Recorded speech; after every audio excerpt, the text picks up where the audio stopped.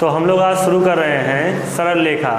ठीक है, सरल लेखा में सबसे पहले हम लोग कुछ बेसिक बातों को जान लेते हैं। जैसे कि सबसे पहले यहाँ पे आता है अक्षांश। तो हमारे पास अक्षांश कितने होते हैं? एक्स अक्ष और वाई अक्ष। यहाँ पे ये होता है मूल बिंदु इसका। तो ये होता है एक्स अक्ष की धनात्मक दिशा, ये कहलाती है धनात्मक, और ये एक्स अक्ष की होती है ऋणात्मक साइड। ठीक है, इसी प्रकार से ये होता है धनात्मक और ये होता है ऋणात्मक। तो यहाँ पे हम लोग इसका नेमिंग भी कर सकते हैं। अगर ये y है तो ये y डैश हो जाएगा, और ये x है तो ये x डैश हो जाएगा। जो हम लोग के अक्षांश होते हैं इनको हम लोग इस तरह से डिवाइड कर सकते हैं, x y, x dash y dash. तो ये कहलाता है हम लोग का प्रथम चतुर्थांश, ये होता है द्वितीय चतुर्थांश, और ये होता है तृतीय चतुर्थांश, और ये चतुर्थ चतुर्थांश। तो जो प्रथम चतुर्थांश होता है उसमें जो x होता है, अगर x वाली लाइन देखा जाए तो ये धनात्मक दिशा है। यहाँ से हम लोग देख सकते हैं कि ये धनात्मक कहलाता है, और ये होता है ऋणात्मक। ये धनात्मक साइड है और ये भी धनात्मक साइड है, ये ऋणात्मक नहीं है, धनात्मक है। तो हम लोग जानते हैं, पिछली क्लासेस में भी पढ़ चुके हैं कि जो x अक्ष होता है उसके जो मान आते हैं निकल के, उसको हम लोग कहते हैं भुज, और जो y अक्ष होता है उसको कहते हैं कोटि। तो इसीलिए यहाँ पे अगर हम लोग देखेंगे तो जो x अक्ष है वो धनात्मक है, और y अक्ष है क्या, ये भी धनात्मक है। यहाँ पे आके देखेंगे तो यहाँ पे x अक्ष होता है ऋणात्मक और y अक्ष होता है धनात्मक। यहाँ पे ये होता है हम लोग का x अक्ष, तो ये ऋणात्मक है, इसको माइनस का लेंगे, और इसको y अक्ष को भी लेंगे हम लोग माइनस का। और चतुर्थ चतुर्थांश में देखेंगे तो यहाँ पर x होता है धनात्मक और y होता है ऋणात्मक। तो इस तरह से हम लोग यहाँ पे देख सकते हैं कि प्रथम चतुर्थांश में हमें प्लस प्लस मिलता है, द्वितीय चतुर्थांश में हमें मिलता है माइनस प्लस, और तृतीय चतुर्थांश में मिलता है माइनस माइनस, और चतुर्थ चतुर्थांश में मिलता है हमने प्लस और माइनस। इस तरह से हम लोग निर्देशांकों को देख सकते हैं। तो हमें पढ़ना है दो बिंदुओं के बीच की दूरी निकालना, कि अगर हमें किसी भी दो बिंदु के बीच की दूरी निकालना हो तो कैसे निकालेंगे। दो बिंदुओं के बीच की दूरी, दो बिंदुओं के बीच की दूरी निकालने के लिए, जैसे मान लो दो बिंदु दिए गए हैं, एक है P, x1 y1 है इसके निर्देशांक, और Q है इसके निर्देशांक हैं x2 और y2। इस तरह से दिए गए हैं 2 पॉइंट, और इनके बीच की अगर हमें दूरी पता करना है, P और Q के बीच की दूरी पता करना है, तो दूरी को कहते हैं इंग्लिश में डिस्टेंस, इसलिए इसको डिनोट कर देते हैं D से। तो D बराबर फार्मूला आ जाता है हम लोग का under root x2 minus x1 का square plus y2 minus y1 का स्क्वायर। तो अगर इस फार्मूले से हम लोग दो बिंदुओं के बीच की दूरी निकाल सकते हैं। जैसे हमें दो पॉइंट दिए गए हों, एक दिया है 3,4 और अगला दिया गया है -1,2। तो इसका नेम करते हैं P और इसका कर देते हैं Q। अगर हमें इन दोनों बिंदुओं के बीच की दूरी निकालना है तो इसको डिनोट करेंगे PQ से, और PQ इक्वल हो जाएगा under root x2 minus x1 का square plus y2 minus y1 का स्क्वायर। ये हो जाएगा x1 y1 और ये x2 y2। इनके बीच की दूरी निकालेंगे PQ equal to under root x2 -1 हो जाएगा। x2 की वैल्यू कितनी है -1, और x1 कितना है 3 है, 3 का स्क्वायर प्लस y2 2 हो जाएगा, और y1 4 हो जाएगा, तो 4 का स्क्वायर। तो PQ बराबर मिल जाएगा हम लोग को -3 और -1 हो जाएगा -4, और यहाँ पर -4 में से 2 चला जाएगा, कितना बचेगा -2 का स्क्वायर।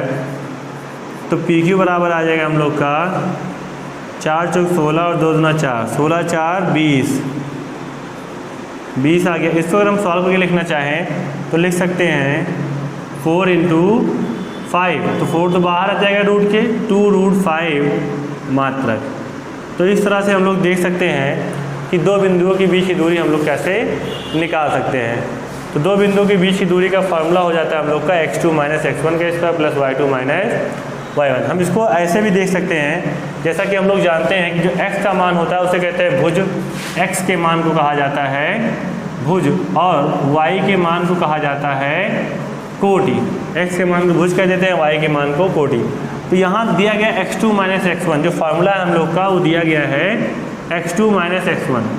अब ये दोनों x हैं, x2 - x1 कराया गया, तो हम लोग ये कह सकते हैं कि भुज का अंतर और यहाँ पर कोटि का अंतर। तो यहाँ लिख सकते हैं कि अगर हम लोग भुज के अंतर का स्क्वायर कर देते हैं और कोटि के स्क्वायर का, कोटि के अंतर का स्क्वायर कर देते हैं अगर, तो जो मान आएगा निकल के वो कहलाएगा उन बिंदुओं के बीच की दूरी। ठीक है, तो इसी पे हम लोग अगला सवाल देखते हैं उदाहरण के तौर पर। जैसा कि प्रश्न दिया गया है अगला कि हमें कहा गया है कि y का मान ज्ञात कीजिए यदि बिंदुओं P 2, -3 तथा Q 10, y हैं और इनके बीच की दूरी हमें दी गई है 10 इकाई। अभी तक प्रश्नों में हमें इनके बीच की दूरी ज्ञात करनी होती थी और अब हमें ये निकालना है y का मान। तो हम लोग जानते हैं दूरी का फार्मूला होता है d = x2 - x1 का स्क्वायर y2 - y1 का स्क्वायर। यहाँ पे हम लोग इसको बोल देंगे कि दिया गया है x1 y1 और ये दिया गया है x2 y2 और d की वैल्यू हमें दी गई है 10। तो यहाँ पे हम लोग 10 रख देंगे। 10 बराबर x2 हो जाएगा 10 - x1 का square plus y2 - y1 plus 3 हो जाएगा का स्क्वायर। अगर दोनों पक्षों में वर्क कर देते हैं हम लोग तो ये इसका वर्क करेंगे तो आ जाएगा 10 का स्क्वायर। यहाँ वर्क करने से रूट हट जाएगा तो बचेगा 10 - 2 का मतलब है 8 का square plus y² plus 3 × 3 = 9 plus 6y। ठीक है, तो यहाँ पे आ जाएगा 164 plus y² plus 9 plus 6y। इन दोनों को ऐड कर लो, 9 × 4 = 13 हो जाएगा और ये एक 7 हो जाएगा प्लस y² प्लस 6y। ठीक है, अगर 100 को उधर भेज देते हैं तो हम लोग को मिल जाएगा y² plus 6y plus 73 minus 100 = 0। तो y² प्लस 6y यहाँ से 100 में से घटा लेंगे इसको तो बच जाएगा अपने पास 10 में से 3 घटाएंगे 7 बचेगा और फिर 9 में से 7 चला जाएगा, कितना बचेगा 2। ठीक है, अब इसका फैक्टर करना है हम लोगों को, तो कितने का बन जाएगा, हाँ 9 × 3 = 27 और 9 में से 3 घटा लेंगे तो 6 आ जाएगा। तो यहाँ पे हम लोग y कॉमन कर लेते हैं, y + 9 मिल जाएगा। यहाँ से -3 कॉमन कर लेते हैं, y + 9 आ जाएगा। इस तरह से एक ब्रैकेट में y + 9 और एक ब्रैकेट मिल जाएगा y - 3 = 0। हम लोग कह सकते हैं यहाँ पर कि y इसकी वैल्यू क्या हो जाएगी -9 और यहाँ से मिल जाएगा हम लोग को 3। तो दो वैल्यू मिल गई है y की -9 और 3। तो हम लोग देखेंगे कि ज्यामितीय पर आधारित कुछ प्रश्न आते हैं, उनके लिए हमें कुछ रूल्स पढ़ने पड़ेंगे जो हम लोग पिछली क्लास में पढ़ चुके हैं। जैसा कि यहाँ पे कहा गया है कि दी गई आकृति त्रिभुज होगी, मतलब कोई आकृति दी गई है वो त्रिभुज कब होगी कि यदि किन्हीं दो भुजाओं का योगफल, किन्हीं दो भुजाओं की लंबाई का योगफल तीसरी भुजा की लंबाई की योग से बड़ा हो। जैसे हमारे पास एक मान लो कोई त्रिभुज दिया गया है, ये कैसा भी त्रिभुज हो सकता है, ये देखने में तो हमें लग रहा होगा समबाहु त्रिभुज, लेकिन ऐसा नहीं कि समबाहु, ये कैसा भी त्रिभुज होगा, चाहे वो समबाहु हो समद्विबाहु हो। तो यहाँ पर हमें पॉइंट्स दिए जाएंगे x1, y1, x2, y2 और x3, y3 करके हमें पॉइंट्स दिए जाएंगे x3, y3 करके। तो इन पॉइंट्स की हेल्प से हम लोग जो है ए बी को फाइंड कर लेंगे, बी सी को फाइंड कर लेंगे और सी ए को फाइंड कर लेंगे। इन तीनों भुजाओं की लंबाई को पता कर लेंगे। अब ये जो आकृति दी गई है वो एक त्रिभुज है कि नहीं है, इसको पता करने के लिए अगर ये एक त्रिभुज है तो इनकी दो भुजाओं का योगफल, जैसे हमने किन्हीं भी दो भुजाओं का, ऐसा नहीं कि सिर्फ जो दो भुजाएं ले रहे हैं वही, A B plus B C, मतलब इन दोनों भुजाओं का योगफल तीसरी भुजा सी ए से बड़ा रहेगा। अब ऐसा नहीं तीसरी भुजा यही हो सकती है, कोई भी तुम भुजा माने हो, जैसे अगर तुमने यहाँ ले लिया बी सी प्लस सी ए तो ए बी से बड़ा होगा, और अगर तुमने यहाँ पे ले लिया ए बी प्लस सी ए तो ये बड़ा हो जाएगा बी सी से। कहने का मतलब किन्हीं भी दो भुजाओं का योगफल तीसरी भुजा से बड़ा आ जाए। अगर ऐसा हम लोग करते हैं और देखते हैं कि तीसरी भुजा से बड़ा आ रहा है तो इसका मतलब यही है कि ये एक त्रिभुज के शीर्ष है, एक त्रिभुज के शीर्ष है। इस तरह से अगला हम लोग देखते हैं इसमें पॉइंट, जो अगला प्रॉपर्टी हम लोग की उसमें ये कहा गया है कि एक त्रिभुज समद्विबाहु त्रिभुज होगा यदि इसकी दो भुजाएं समान लंबाई की हों। तो कोई त्रिभुज दिया गया है, त्रिभुज क्या दिया जाएगा, हमें पॉइंट्स दिए जाएंगे, है ना, उन त्रिभुजों के शीर्षों के निर्देशांक दिए जाएंगे। जैसे कि दे दिया गया है x1, y1, b दे दिया गया x2, y2 और c दे दिया गया x3, y3। इस तरह से हमें चित्र बना के नहीं दिया जाएगा प्रश्नों में, हमें 3 पॉइंट दिए जाएंगे और ये पूछा जाएगा क्या ये जो बिंदु दिए गए हैं ये किसी त्रिभुज के शीर्ष के निर्देशांक हैं। तो उसके लिए यहाँ पे पूछा जो जाएगा कि एक त्रिभुज है वो समद्विबाहु त्रिभुज कब होगा, तो ये हो जाएगा यदि इसकी दो भुजाएं समान लंबाई की हो, मतलब इनके बीच की दूरी निकाल लेंगे हम लोग, ए बी पता कर लेंगे, हम लोग बी सी पता कर लेंगे और पता कर लेंगे सी ए।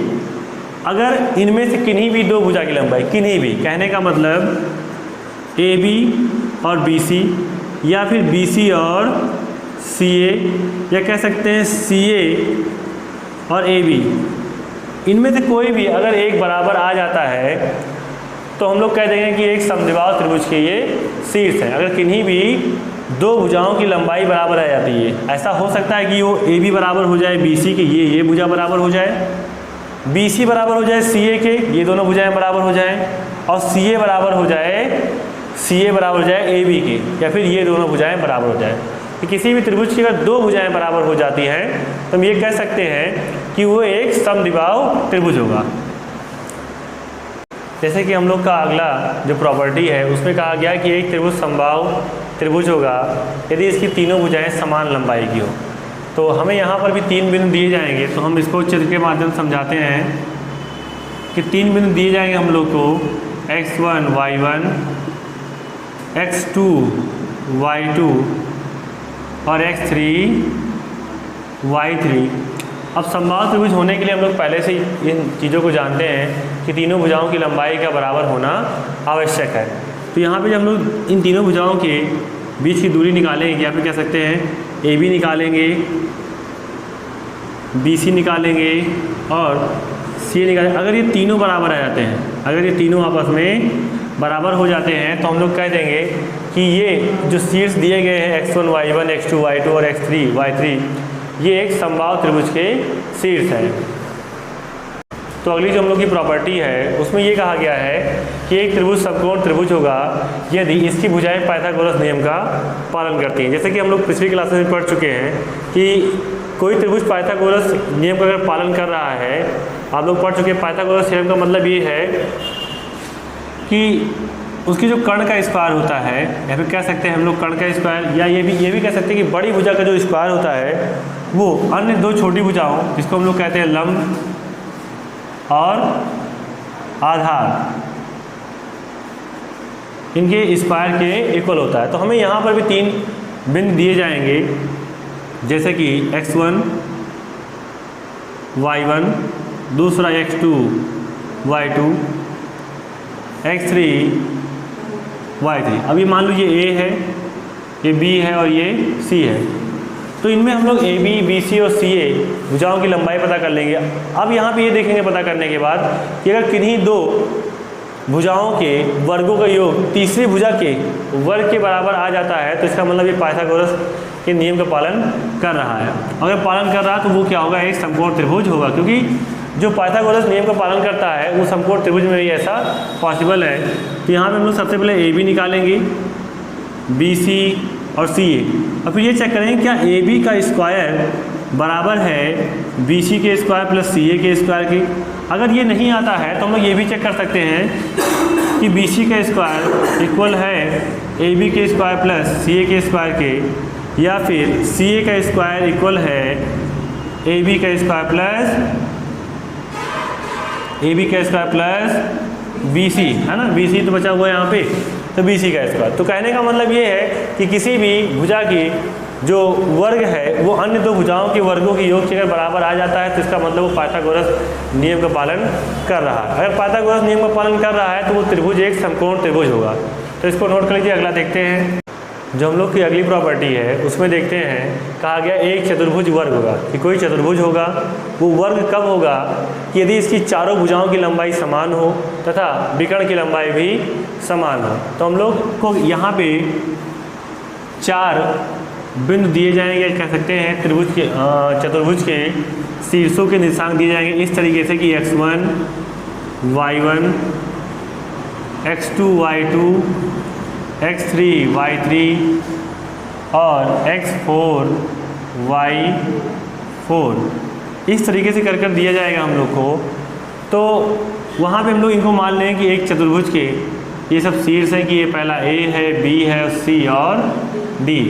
तो अगर हम लोग एक चतुर्भुज बनाते हैं यहाँ पर A B C D, अगर हमें ये दिखाना है कि ये जो निर्देशांक दिए गए हैं हम लोग को ये एक वर्ग के शीर्ष हैं, तो उसके लिए सबसे पहले हमें ये दिखाना पड़ेगा कि इनकी चारों भुजाएं बराबर हैं।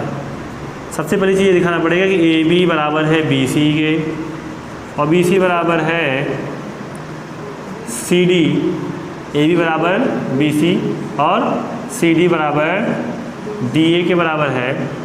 ये तो हो गया इनकी भुजाएं। दूसरा हमें और दिखाना पड़ेगा इनके विकर्ण के बारे में भी, है ना, क्योंकि इसमें हमें दिया गया है तथा विकर्ण की लंबाई भी समान हो। तो कहने का मतलब AC बराबर होना चाहिए BD की। तो सबसे पहले हम लोग इनकी भुजाओं की लंबाई निकालेंगे दूरी का फार्मूला लगा के, उसके बाद हम लोग इनके विकर्ण की लंबाई निकालेंगे। तो ये देखेंगे क्या इनकी चारों भुजाएं बराबर हैं और इनके विकर्ण भी क्या आपस में बराबर हैं। अगर ये इस कंडीशन को सेटिस्फाइड कर रहा है तो हम लोग कह देंगे कि ये जो शीर्ष के निर्देशांक दिए गए हैं ये एक वर्ग के शीर्ष के निर्देशांक हैं। तो अगली जो हम लोग की प्रॉपर्टी है उसमें हम लोग को पढ़ना है कि एक चतुर्भुज समचतुर्भुज होगा यदि उसकी चारों भुजाओं की लंबाई समान हो। तो यहाँ पे दिया गया हमें एक चतुर्भुज ABCD, हमें प्रश्न में निर्देशांक दिए जाएंगे। A का निर्देशांक दिया गया होगा x1 y1, ऐसे B का दिया गया होगा x2 y2 और C का दिया गया होगा x3 y3 और D का होगा x4 y4। तो हम इन निर्देशांकों की सहायता से भुजाओं की लंबाई पता कर लेंगे, या फिर कह सकते हैं इनकी दूरी पता कर लेंगे कि AB के बीच की दूरी कितनी है, BC के बीच की दूरी कितनी है और CD तथा DA के बीच की दूरी कितनी है। हम इन सब के बीच की दूरी को निकाल लेंगे। अगर इन सब की दूरी समान आती है तो हम लोग कह देंगे कि ये जो निर्देशांक दिए गए हैं ये एक समचतुर्भुज के भुजाओं के, ये कह सकते हैं शीर्षों के निर्देशांक होंगे। ठीक है, तो अगली हम लोग प्रमेय या फिर कह सकते हैं अगली प्रॉपर्टी देखते हैं। तो हम लोग जो अगली प्रॉपर्टी पढ़ने वाले हैं उसमें ये कहा गया है कि एक चतुर्भुज आयत होगा यदि उसकी समूह भुजाओं की लंबाई समान हो तथा विकर्ण की लंबाई भी समान हो। अगर हमें किसी चतुर्भुज को, जैसे कि हमने यहाँ पे ले लिया एक चतुर्भुज ABCD कि ये एक आयत होगा, तो आयत होने के लिए सबसे पहले हमें ये दिखाना पड़ेगा कि इनकी आमने सामने की भुजाएं बराबर हों। या कह सकते हैं इनकी आमने सामने भुजाओं की लंबाई बराबर हो, तथा साथ साथ इनके विकर्ण को भी हमें बराबर दिखाना होगा। जैसे कि यहाँ इसके विकर्ण दिए गए AC और BD। तो सबसे पहले हमें ये दिखाना पड़ेगा कि AB बराबर है CD के। दूसरा पॉइंट हमें दिखाना पड़ेगा कि BC इक्वल है AD के, BC इक्वल है AD की। और हमें इसके विकर्ण को भी दिखाना पड़ेगा। इसके विकर्ण क्या है, AC तथा BD, ये दोनों विकर्ण भी इक्वल होंगे। तो इन बिंदुओं से जो हमें यहाँ पे निर्देशांक दिए जाएंगे प्रश्न में, इनके शीर्षों के निर्देशांक दिए जाएंगे, तो उनकी सहायता से हम लोग इनकी भुजाओं की लंबाई पता कर लेंगे। और भुजाओं की लंबाई पता करने के बाद ये देखेंगे क्या आमने सामने की भुजाएं बराबर हैं। अगर आमने सामने की भुजाएं बराबर हैं तथा इनके विकर्ण भी बराबर हैं BD और AC, तो हम लोग कह देंगे कि ये एक आयत है। दूसरा है हम लोग का प्रमेय या फिर कह सकते हैं प्रॉपर्टी है कि एक चतुर्भुज समांतर चतुर्भुज होगा यदि सम्मुख भुजाओं की लंबाई समान हो। तो कहने का मतलब हमें समांतर चतुर्भुज दिखाने के लिए सिर्फ उनकी सम्मुख भुजाओं को बराबर दिखाना होगा। मान लेते हैं कि एक कोई यहाँ पे हमें चतुर्भुज दिया गया है। अब ये एक समांतर चतुर्भुज है, ये दिखाने के लिए हमें ABCD, तो यहाँ हमें दिखाना पड़ेगा कि इसके आमने सामने की भुजाएं बराबर हैं, कि AB बराबर है CD के और BC बराबर है AD की। अगर ये दोनों भुजाएं हमें बराबर दी जाती है तो हम लोग कह देंगे कि ये जो चतुर्भुज दिया गया है या फिर ये चतुर्भुज के शीर्षों के निर्देशांक दिए गए हैं, ये एक समांतर चतुर्भुज के शीर्षों के निर्देशांक है। तो अब हम लोग इस पर एक प्रश्न लगाते हैं और देखते हैं कि किस तरह से हम इसका यूज कर सकते हैं। तो जैसा कि हम लोग का प्रश्न है अगला, कि जो हमने प्रॉपर्टी पढ़ी पीछे, उसी के आधार पे देखेंगे कि सिद्ध कीजिए कि बिंदु 1,0, 3,2, 1,4 और -1,2 एक वर्ग के शीर्ष हैं। तो हमने आप लोगों को प्रॉपर्टी बता रखी है पीछे कि ये जो शीर्ष दिए रहेंगे इनको हम इस तरीके से लिखेंगे। मान लेंगे ये A है, ये B है और C दिया गया है हमें 1,4 और D दिया गया है -1,2। तो यहाँ पे अगर ये वर्ग के शीर्ष हैं, तो वर्ग के शीर्ष है तो इसमें आप लोगों को बताया गया कि A B C D अगर वर्ग का शीर्ष है तो हमें AB BC CD और DA निकालना होगा। और दूसरी बात इसकी हमें विकर्ण को भी बराबर दिखाना होगा कि जो इसके विकर्ण हैं AC वो बराबर हैं BD के। ठीक है, तो सबसे पहले हम लोग यहाँ पे AB निकालेंगे। तो AB निकालेंगे हमें A को लेना पड़ेगा और B को 3,2। जब AB निकालेंगे यहाँ से तो अंडर रूट यहाँ पे लिखेंगे x1 y1 x2 y2 x2 minus x1 का square plus y2 minus y1 का स्क्वायर। तो AB इक्वल टू आ जाएगा under root x2 minus x1 का square plus y2 minus y1 का स्क्वायर। तो AB इक्वल टू आ जाएगा 2 का स्क्वायर और प्लस 2 का स्क्वायर। तो AB 4 प्लस 4 हो जाएगा। अंडर रूट 8 इसको लिख सकते हैं हम लोग 2 रूट 2 लिख सकते हैं। अब यहाँ से हम लोग निकालेंगे BC। AB निकल चुका है, BC निकालते हैं।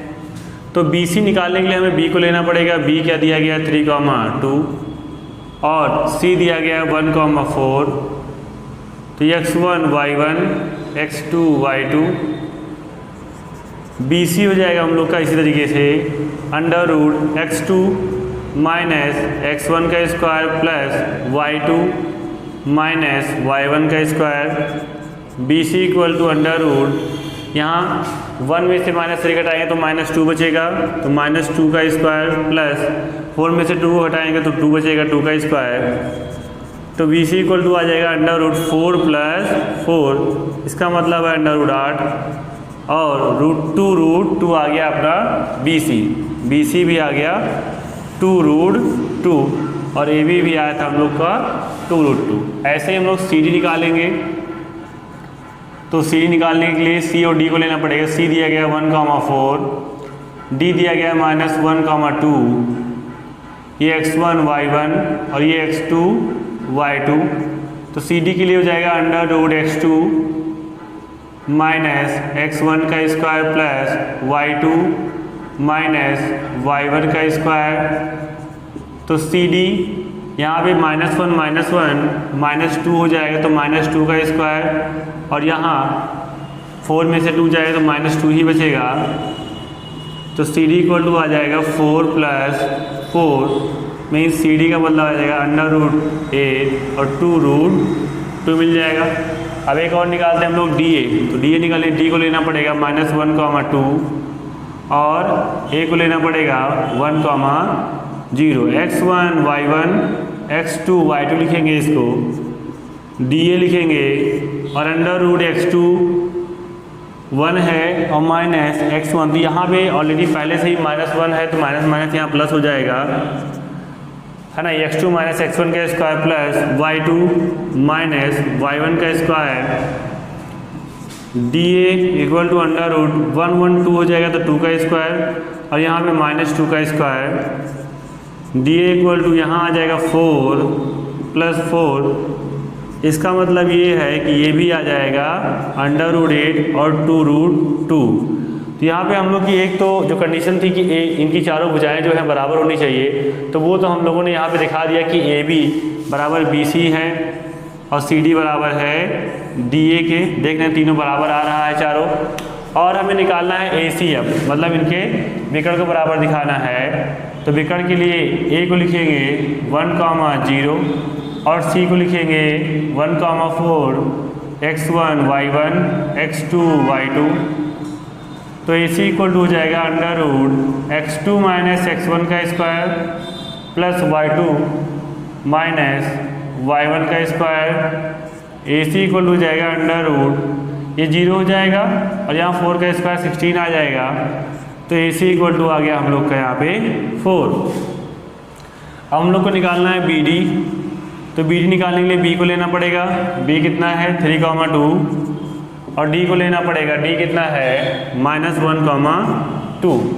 तो ये हो जाएगा अपना x1 y1 x2 y2।